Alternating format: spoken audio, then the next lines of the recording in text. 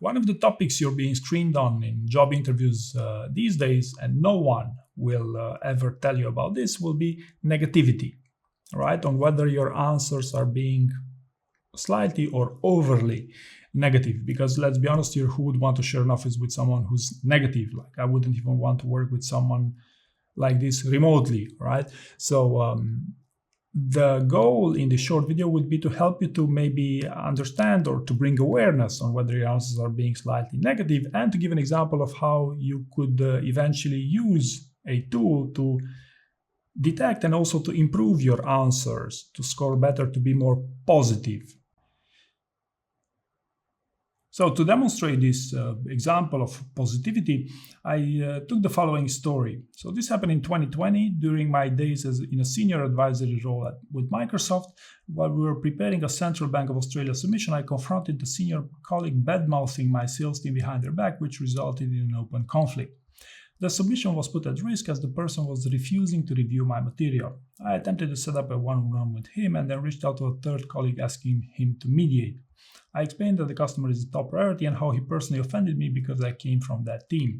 I listened to his side of the story about negative experiences with certain team members and offered my assistance in brokering introductions to the right people in sales moving forward.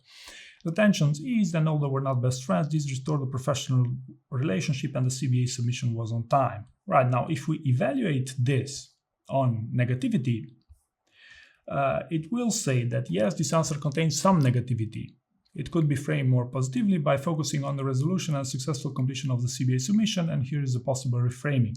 Now, before going through the reframed version, I'd like to highlight that the original answer, which I use, which is actually part of one of my trainings, is actually an excellent one, and it may be rephrased in many different flavors, but that example is also a really good one for the right type of candidate. However, if you would like to improve it a little bit to sound a little bit more positive, here how it may be reframed.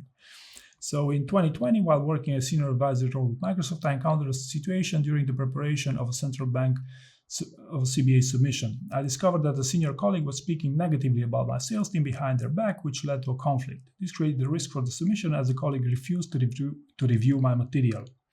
To address this issue, I took proactive steps. I tried to arrange a one-on-one conversation with the colleague, and when that didn't work, I reached out to a third colleague to act as a mediator.